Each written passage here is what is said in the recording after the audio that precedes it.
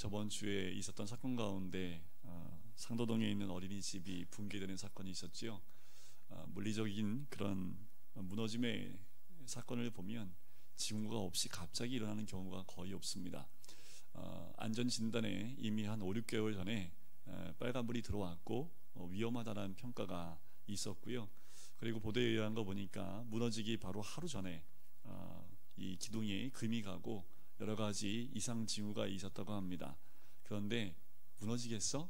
라는 말들을 했고, 그리고 정확히 하루 후에 그 곳곳이 무너지고 기울어지는 현상이 일어났다고 합니다. 인재지요. 우리가 무엇인가 징후가 있을 때 그것을 제대로 캐치하지 못하면 그 징후를 우리가 무시하게 되면 무엇이든지 갑작스러운 것 같지만 그것이 결국은 대형 사고로 연결되어지는 것을 우리는 보게 됩니다. 우리나라에서 참 여러 가지 사건들이 많았지요. 무너지는 사건도 많았고 깨어지는 사건도 많았습니다. 그런데 항상 대형 사고가 있고 난 다음엔 항상 징후가 있었음을 우리는 무시하고 그것을 이해하지 못했던 것을 후회했던 그런 일들을 우리가 꼭 기억을 합니다.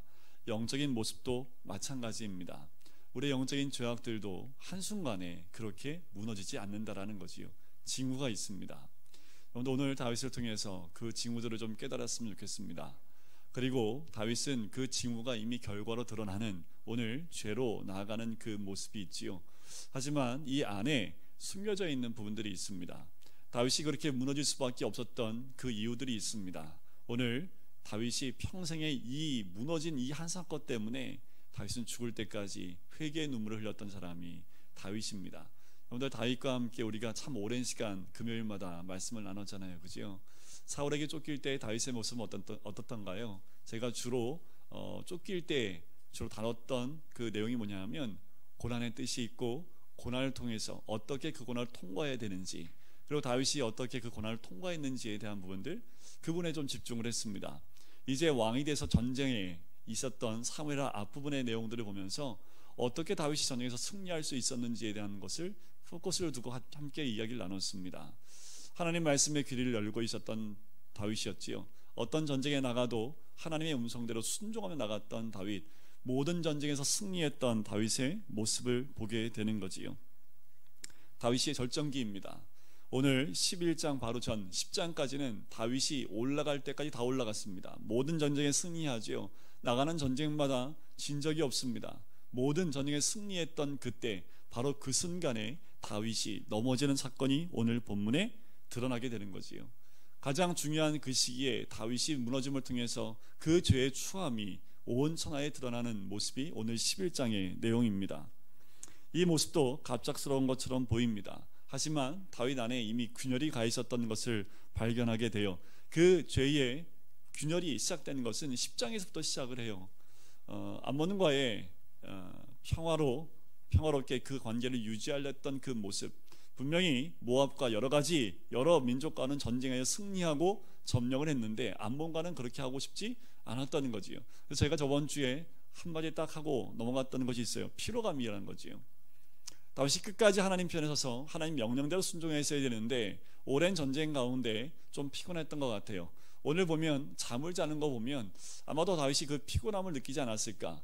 그 피곤함을 주께 가지고 나와서 끝까지 주님을 의지했어야 될 다윗인데 10장부터 등장하는 그의 모습은 조금씩 그의 삶 가운데 균열이 가고 있는 모습을 보게 되는 거지요. 이것은 육적인 피곤함일 수도 있습니다. 하지만 더 중요한 것은 영적인 피곤함이 더 문제입니다. 영적인 피로감을 느끼게 되면 완전히 사람이 영적으로 나태해지기 시작을 합니다. 있어야 될 자리에 있지 못하고 또한 하나님께 나가야 될 그때를 분별하지 못해서 또 넘어지는 모습을 발견하게 되는 거지요. 다윗을 통해서 우리에게 죄가 어떻게 역사하는지를 우리에게 알려주는 모습입니다. 1절을 한번 다시 한번 보실까요? 그 해가 돌아와 왕들이 출전할 때가 되매 다윗이 요압과 그에게 있는 그의 부하들과 온 이스라엘 군대를 보내니 그들이 암몬 자손을 멸하고 라빠를 에워쌌고 다윗은 예루살렘에 그대로 있더라. 우리가 읽어보면 그냥 그런 것 같아요, 그죠? 자, 암몬과의 전쟁 중에 있는 이때에, 자 1절에 보니까 그 앞마디가 첫마디가 이렇게 시작을 하지요. 그 해가 돌아와 왕들이 출전할 때가 되매 라고 시작을 합니다. 이것은 해가 지났다는 거지요. 전쟁이 있고 난 다음에 1년이 지났다는 의미도 되겠지만 이 말은 건기가 시작되어지는 봄이 이제 시작되어졌다라는 겁니다. 왜 이 말을 하냐 하면 그때 당시에 겨울이 무섭게 추웠기 때문에 겨울에는 나라끼리 전쟁도 쉬웠습니다. 너무 고생스럽고 겨울에 전쟁하는 것 자체가 너무나 힘들기 때문에 그때 나라들끼리 전쟁도 쉬웠던 때가 겨울철입니다. 이제 겨울이 지나고 봄이 오니까요, 이제 다시 전쟁할 수 있는 시기가 다가온 거지요. 그래서 이 말은 봄이 되었다, 전쟁할 때가 되었다라는 것을 의미하는 겁니다. 그때 당시에 국가는 큰 국가를 이루고 큰 민족 가운데 방대한 대국을 이뤘던 것이 아니라 조그만 소국가였습니다. 그래서 전쟁이 일어나면 무조건 왕들이 그 전쟁에 동참하게 돼 있고, 이스라엘 민족이 왕을 요구했을 때 블레셋처럼 열국처럼 그 왕을 우리에게 주십시오라고 했던 그 요구에는 우리들 전쟁 가운데 먼저 나가서 싸워달라는 그 의미가 있는 거지요. 지금 이 말은 다윗은 이 전쟁 때에 어디 있어야 됩니까? 전쟁하는 그 자리에 왕으로서 나가야 됨을 의미하는 거지요. 그런데 다윗은 출정하지 않아요. 왠지 다윗은 출정해야 될 그 자리, 전쟁이 있어야 될 그 자리, 맨 앞장서서 전쟁해야 될 그 자리에 나가 있지 않은 다윗의 모습을 보게 됩니다. 문 나라처럼 다윗 왕이 나가서 모든 전쟁을 진두지휘하면서 이끌어야 될 그런 다윗 왕인데, 오늘은 왠지 1절에 보면 마지막 부분에 다윗은 그대로 자기 성인 예루살렘에 그대로 있게 되는 모습을 보게 됩니다. 이 다윗에게는요 용맹한 장군이 많아요. 특별히 우리야 장군이 굉장히 충성스럽고 용맹한 장군으로 오늘 본문에 등장하지요. 또 요압이라는 장군은 다윗의 왕의 오른팔 역할을 하는 굉장히 싸움에 능했던 장군입니다. 이들만 나가도 충분히 이기겠다라고 다윗은 생각했던 거지요. 아마도 그래서 다윗은 궁에 남아 있었던 것 같습니다. 근데 중요한 것, 제가 말씀을 다시 한번 드리지만 자리입니다. 왕이 있어야 될 그 자리에 왕이 있지 않고 있지 말아야 될 그 자리에 다윗이 있었다라는 거죠. 이게 가장 큰 균열입니다. 왜 이렇게 다윗이 있어야 될 자리에 있지 못했을까? 좀 전에도 말씀을 드렸지만 영적인 나태함이 어쩌면 다윗으로 하여금 몸까지도 나태하게 만들었지 않았을까라는 생각이 들어요. 이렇게 있을 자리에 있지 못하니까 틈이 벌어지지요. 이 틈이 벌어질 때 사단은 가만히 있지 않습니다. 여러분들, 이 틈이 조금만 벌어지면 이 틈 사이로 들어오는 것이 사단의 역할이고, 또한 죄로 인해서 우리를 넘어뜨리기 위해서 그 틈을 만드는 것이 이 사단입니다. 우리 각자가 있어야 될 자리가 있지요. 학생은 어디가 학생이 있어야 될 자리입니까? 노래방이 아니잖아요, 그죠? PC방도 아니고, 그죠? 네, 핸드폰 들고 있는 그 자리도 아니고, 낮에는 학교에 있어야 될 자리고, 밤에는 집에서 책상에 있는 자리가 우리 아이들의 자리겠지요. 그럼 우리 아버지들의 자리도 있겠지요, 그죠? 아버지의 자리, 남편의 자리도 있을 수 있고요, 어머니의 자리가 있습니다. 그리고 우리 직분자의 자리도 있지요. 여러분들 잘 오셨습니다. 오늘 이 자리 지킨 게 하나님 이 말씀 들으라고 여러분들 부르신 줄 믿습니다. 여러분들 이 자리에 나오면 틈이 없죠, 그죠? 불금이라고 하는데, 불금이 뭔지 아시죠? 불타는 금요일. 근데 우리 젊은 애들이, 청년들이 하는 그 말이 불금이라고 그래요. 그래서 금요일만 되면 홍대 앞과 여러 가지 죄악이 난무한 그곳이 너무도 많습니다. 그때에 우리가 지켜야 될 자리는 이 나라를 위해서 기도하는 자리, 교회를 위해서 기도하는 자리, 그리고 가정을 위해서 기도하는 자리가 우리가 있어야 될 자리인 줄 믿습니다. 우리가 영적으로 있어야 될 자리에 있을 때에 우리는 영적 전쟁에서 싸워 승리할 수 있는 거지요. 하지만 그 자리에 나가지 못할 때 우리는 전쟁에서 또 질 수밖에 없습니다. 틈은 누구보다 사단이 더 잘 알고 있는 거지요. 다윗은 그 틈을 사단에게 허락하게 됩니다. 자, 2절 한번 보실까요? 저녁 때에, 왜 하필 또 저녁 때인지 모르겠습니다. 저녁 때에 다윗이 그의 침상에서 일어나, 뭐가 좀 바뀌었지요. 아침에 다윗이 그 침상에서 일어나, 이래야지 맞는 거 아닙니까? 근데 저녁 때에 다윗이 그 침상에서 일어나, 왜 또 거닐어요, 거닐긴. 침상에 일어나서 세수하고 업무를 봐야 되는데 괜히 저녁에 일어나서 할 일이 없으니까 옥상은 왜 올라갑니까? 또 옥상에 올라가서 거닐다가 또 보긴 왜 봐요? 그죠? 안 봐야 될 걸 보세요, 그죠? 그러니까 가지 말아야 될 자리에 있으니까 보지 말아야 될 걸 또 보게 되는 거지요. 한 여인이 또 왜 거기서 목욕을 해요? 또 이것이 왜 이렇게 딱 맞아 들어갑니까? 틈이 보이니까 그 틈을 타서 사단이 죄로 이 다윗을 끌어당기는 올무 가운데 다윗을 끌어잡아 당기는 그 모습이 보이는 거지요. 이 2절은 어쩌면 다윗을 올가매기 위한 죄의 덫을 놓은 사단의 그 틈과 같은 거지요. 하나님 모든 것을 주셨을 때 그것을 잘 관리해야 되는데 모든 것을 주신 까닭에 결국 넘어지는 경우를 우리는 종종 보게 됩니다. 다윗은 왕궁에 머물러서 저녁 무렵까지 낮잠을 잤던 거지요. 낮잠을 좀 오래 잔 것 같아요. 그죠? 저녁까지 잤으니까요. 잠자리에 일어나서 이 잠자리가 다윗이 있어야 할 자리가 아니지만 지금 잘 때가 아니라 깨어있을 때인데 그렇게 하지 못했던 다윗의 모습을 또 보게 되는 거지요. 때가 참 중요합니다. 자리도 중요하지만 때가 참 중요해요. 지금 뭐 하는 때입니까?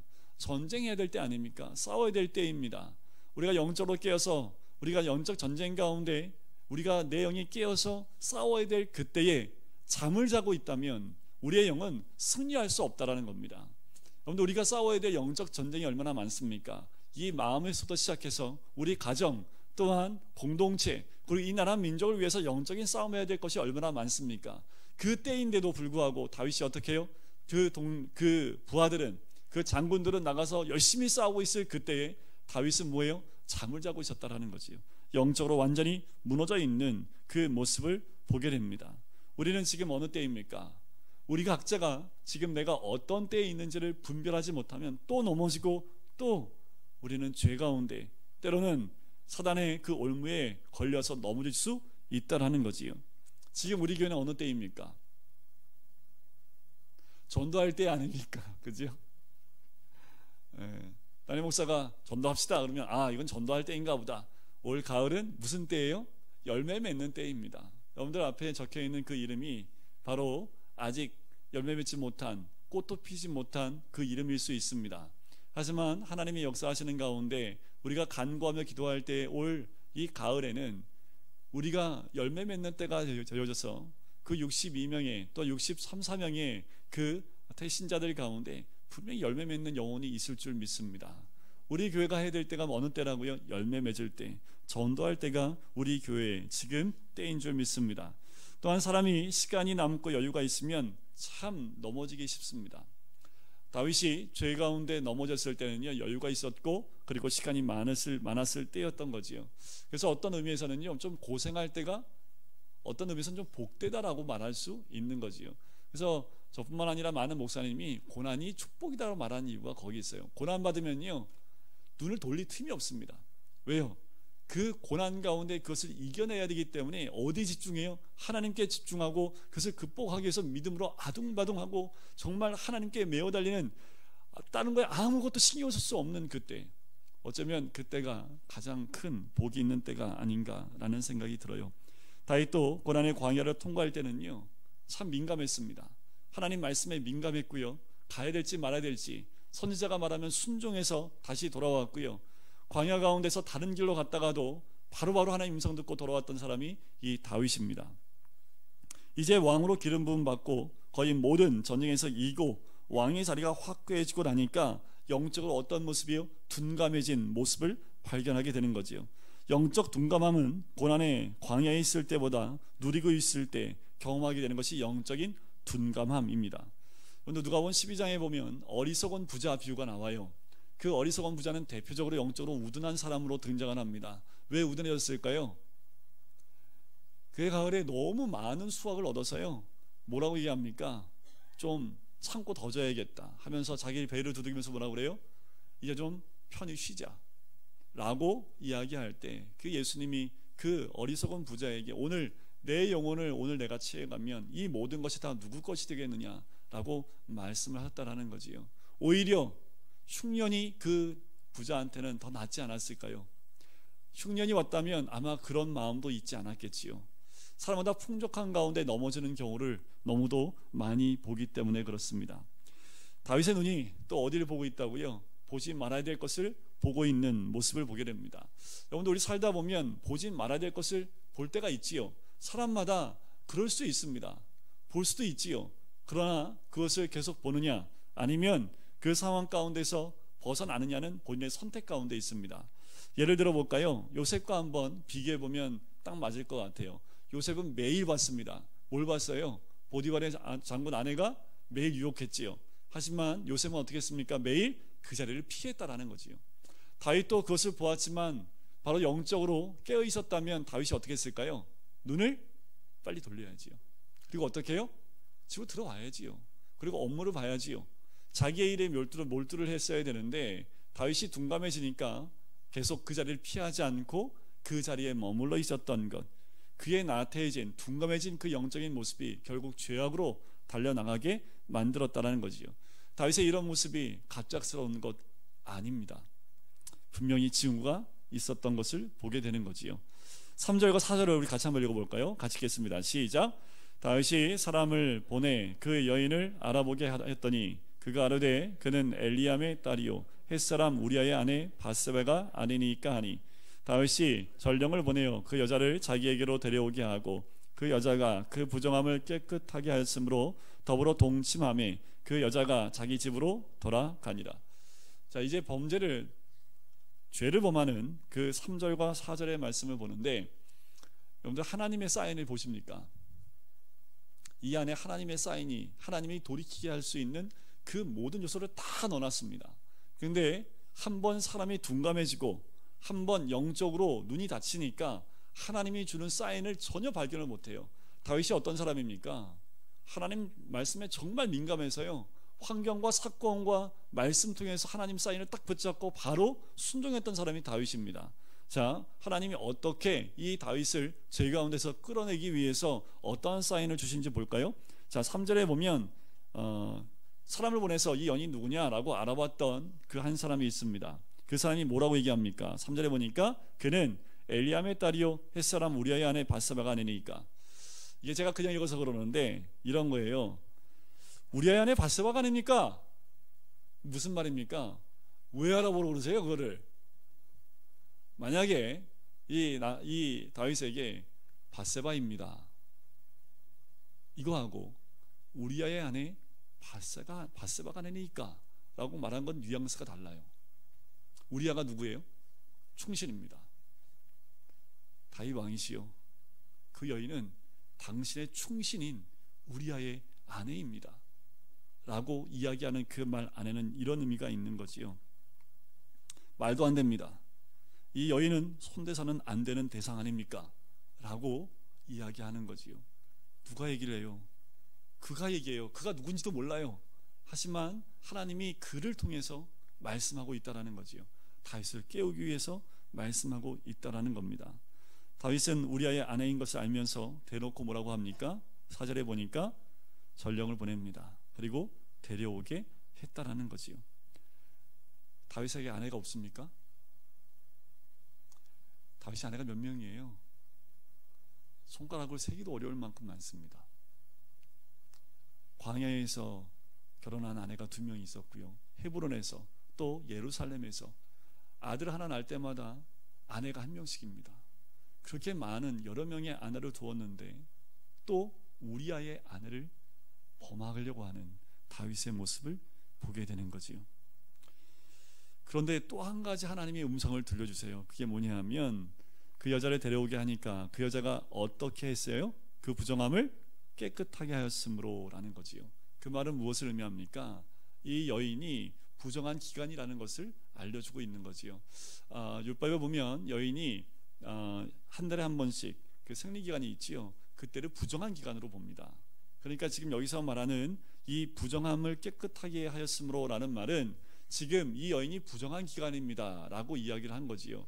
그러니까 어떻게 해요? 안 돼요 라고 얘기를 한 거예요. 그런데 다윗이 어떻게 해요? 기다립니다.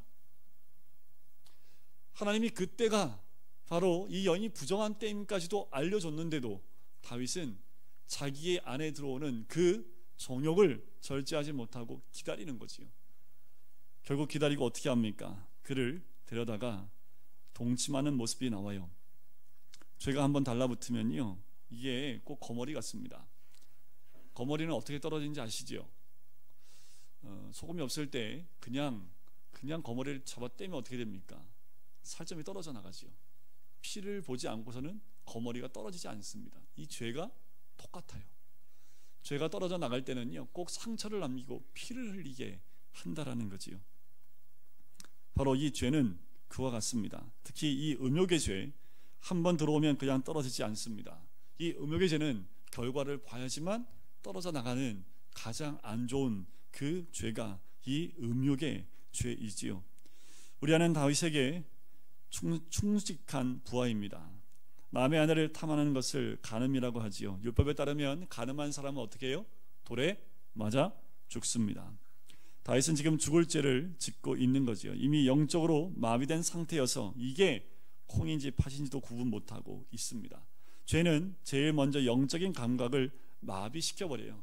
특별히 정욕적인 부분은요, 사람의 영적인 부분을 완전히 영적인 감각을 마비시켜버립니다. 전혀 느끼지를 못합니다.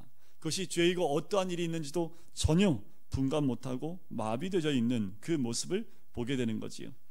글쓴 가운데 어떤 문제에 대해서 완전히 마비된 부분이 있는 사람 있을 수 있습니다. 그 죄가 들어오면 그 부분이 마비되어져 있어요. 전혀 느끼지를 못합니다. 자기가 그 죄를 짓고 있는지를 전혀 알지를 못해요. 언제 알아요?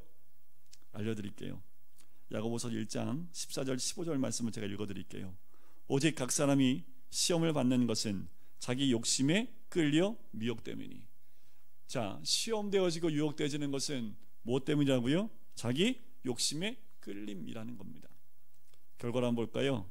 야고보서 1장 15절입니다. 욕심이 잉태한 즉 죄를 낳고 죄가 장성한 즉 사망을 낳느니라.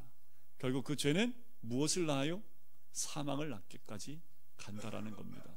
다윗이 가졌던 그 욕심, 그 욕정, 그 탐심, 그 마음의 음욕이 결국 죄를 낳게 되지요. 하지만 그 결과로 결국 사망까지 낳는 것까지 가야지 된다라는 겁니다. 그런데 다윗은요, 사망을 낳고 난 다음에도 잘 깨달지를 못합니다. 다윗은 그 기간이 끝나기까지 기다렸다가 여인을 범합니다. 참 기가 막힌 사건이 그 다음에 일어나지요. 우리 하나님이 마지막까지 다윗을 향해서 은혜를 베푸는 사건입니다. 이게 은혜라고 제가 표현을 하잖아요. 은혜이긴 은혜입니다. 그런데 다윗에게는 청천벽력 같은 소리일 수밖에 없지요.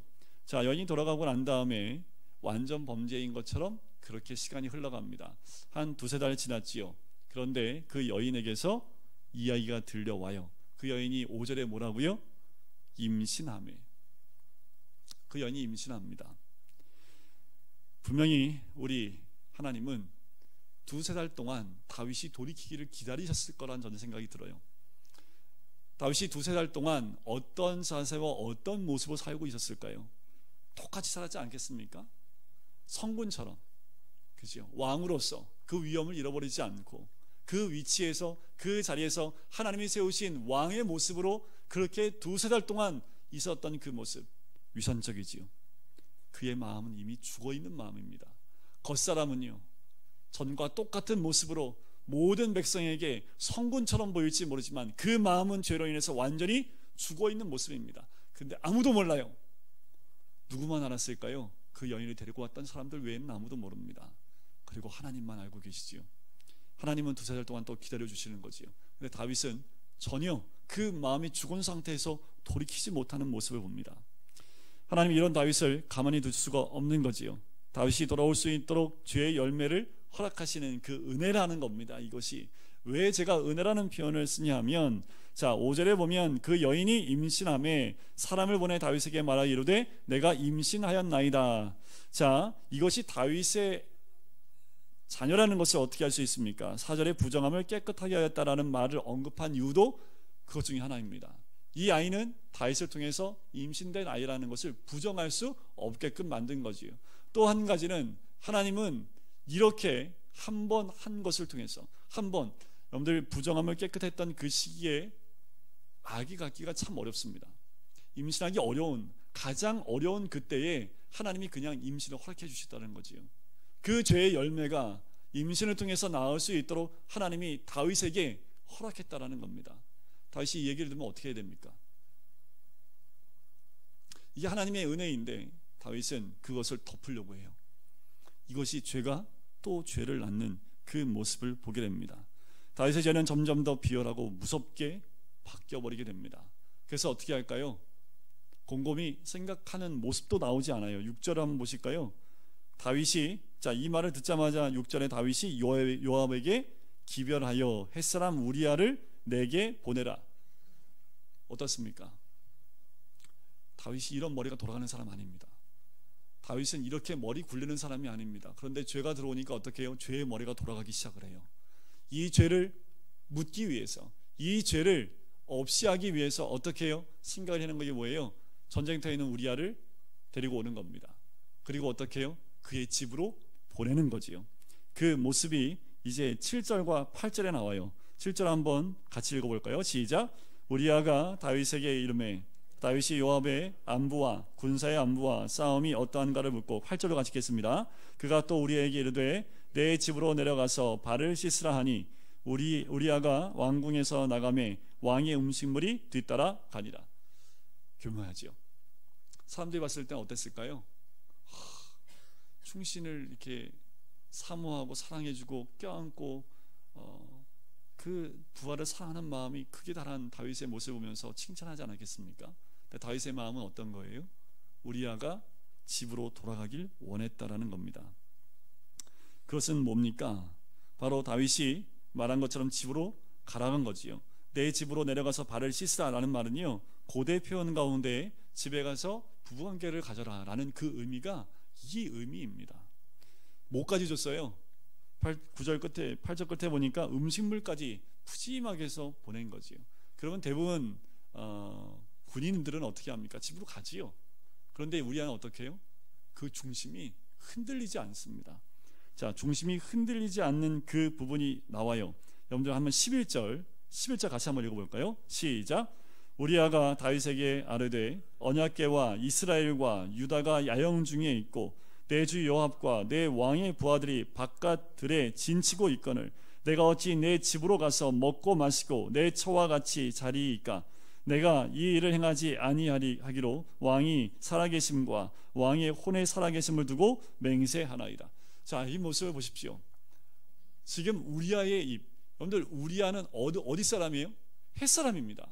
그것은 유대인이 아닙니다. 이방 사람이지요. 다윗은요 정통 유대인입니다. 그런데 우리아 입에서 뭐가 나와요? 언약궤가 나옵니다. 다윗의 거룩한 모습이 나오지요. 왕을 섬기는 모습일 뿐만 아니라 하나님 앞에 서 있는 우리아의 모습이 나옵니다. 참 대조적이죠. 다윗과 우리아를 놓고 한번 보세요. 꼭 바뀌었습니다. 얼마 전까지만 해도 우리아의 위치에 있었던 사람이 다윗입니다. 그런데 죄가 들어오면서 이 위치가 바뀌었다라는 거지요. 하나님이 또 하나의 사인을 준 거지요. 우리아를 통해서 깨닫기 원했던 겁니다. 다윗, 너는 그 자리에 있어야 될 위치 아니지 않냐? 너가 이 우리아가 말한 것처럼 그 자리에 있어야 될 그 사람이 다윗 너 아니냐? 이것이 하나님이 다윗을 깨우기 위한 하나님의 음성이라는 거지요. 우리아가 더 특별히 거룩함을 드러내는 이 모습을 봐요. 이 우리아가 이렇게 얘기하는데 다시 우리아를 데리고 옵니다. 그리고 한 번 더 들어가서 자기 집으로 들어가게 하기 위해서 잔치를 벌이고 술을 먹여요.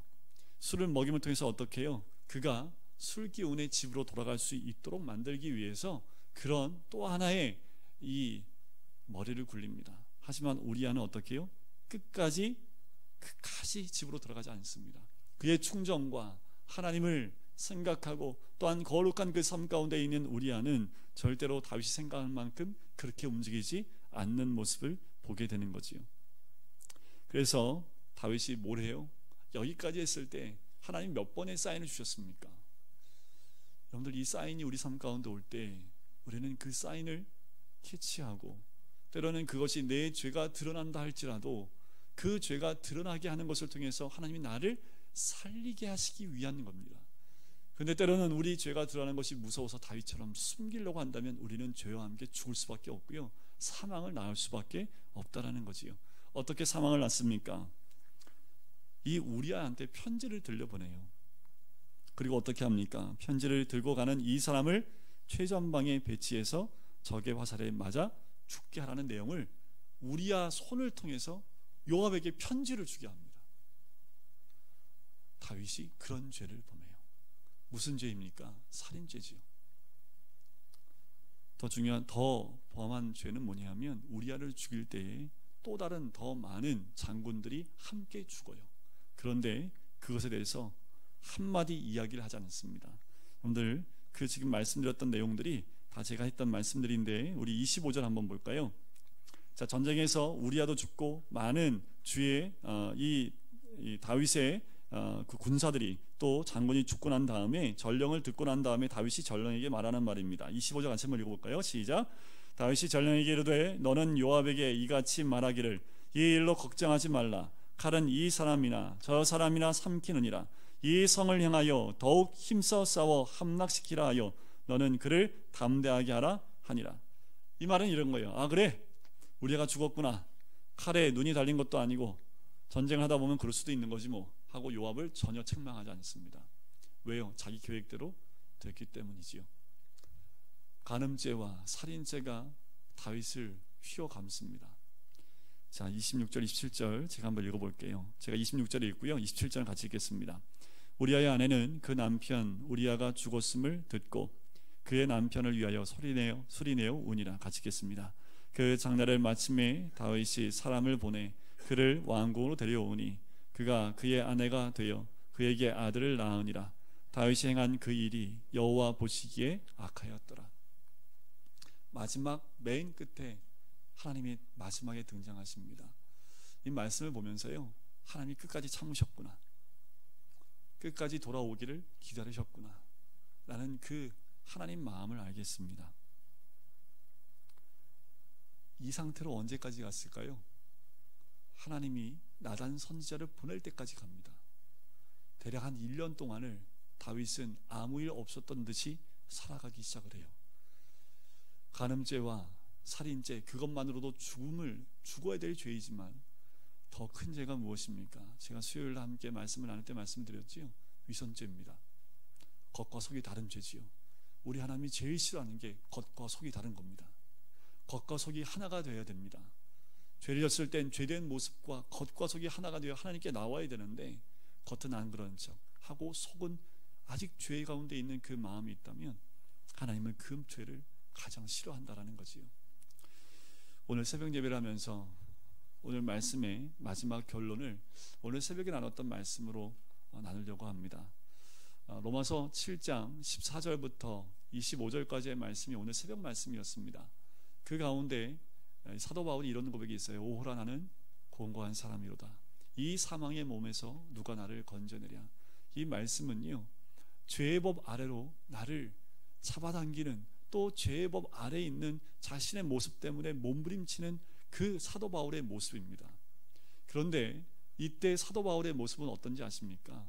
이미 3차 선교행을 통해서요, 수없이 많은 영혼들을 죽게 돌아오게 했고요, 굉장히 많은 교회를 세웠던 사람이 이 사도 바울입니다. 자기가 했던 일을 보면 그 했던 일에도 도취될 수 있고 자기가 한 일에 대해서 하나님께 영광 올릴 수도 있는데 사도 바울은 그런 적이 없습니다.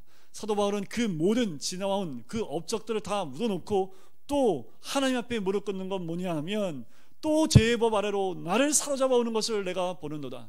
이 마음의 법이 죄의 법 아래로 또 떨어져 나가는 것을 보는 거예요. 겉으로 드러나는 모습이 아닙니다. 어느 누가 사도 바울한테 뭐라고 얘기할 수 있겠습니까? 사도 바울한테 감히 뭐라고 얘기할 수 있겠어요? 근데 사도 바울은 스스로 마음의 법을 보니까 하나님의 법이 아닌 죄의 법 아래로 내 자신이 떨어져 나가는 모습, 죄의 법 아래로 또 넘어지는 모습을 발견하는 거지요. 또 떼굴떼굴 구르며 예수 그리스도 앞에, 십자가 앞에 나가는 사도 바울의 모습을 봅니다. 다윗을 보면 십자가 앞에 무릎 꿇어야 될 때를 놓친 거지요. 다윗이 가장 위에 있을 때, 그때는 가장 밑바닥에 있어야 될 때입니다. 하나님이 가장 높은 곳에 세울 때는 그 마음은 가장 낮은 곳에 거해서 그 마음이 하나님 앞에 올바로 서 있지 못한 모습을 늘 십자가 앞에 돌이켜보고 하나님 말씀 앞에 무릎 꿇어야 되는 것이 다윗의 모습이어야 됐다라는 거지요. 사도 바울은 그렇게 자신의 죄의 법 아래로 넘어지는 자신의 모습, 겉으로 드러난 죄가 아니라요, 마음의 죄입니다. 중요한 건요, 이 마음에 있는 내 죄, 또 죄의 법 아래로 넘어지는 우리 마음의 죄를 주님 앞에 해결하지 않으면 다윗처럼 우리 넘어집니다. 어느 순간 다윗처럼 그 죄 가운데 우리가 또 올무에 넘어져서 내 스스로가 여러 가지 죄 가운데 하나님 앞에 죄 가운데 나갈 수 있는 죄인이 될 수 있다라는 거지요. 목사님, 저는 다윗처럼 그런 범죄, 그런 죄 죄지 않았는데요. 그래요. 하지만 우리의 마음에 조금이나마 이 죄의 법 아래로 내려가는 것들이 있다면 오늘도 우리가 깨어서 하나님이 있어야 될 그 자리, 또한 하나님의 때에 영적 전쟁 가운데 서 있지 않으면 우리도 다윗처럼 또 내 영혼이 죄의 법 아래로 떨어지고 실제로 그 죄 가운데서 죄악 가운데 무너져가는 그 다윗의 모습처럼 우리도 그런 모습이 될 수 있다는 겁니다.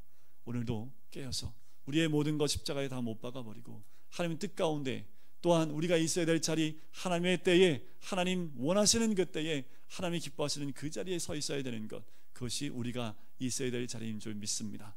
오늘 이곳에 오신 우리 모든 성도님들이 바로 그 자리와 그 때가 이곳이고, 하나님께 기도할 때에 하나님의 응답과 회복이 있는 복된 이 시간 될 줄 믿습니다. 아멘. 우리 같이 찬양 드리고 기도할까요?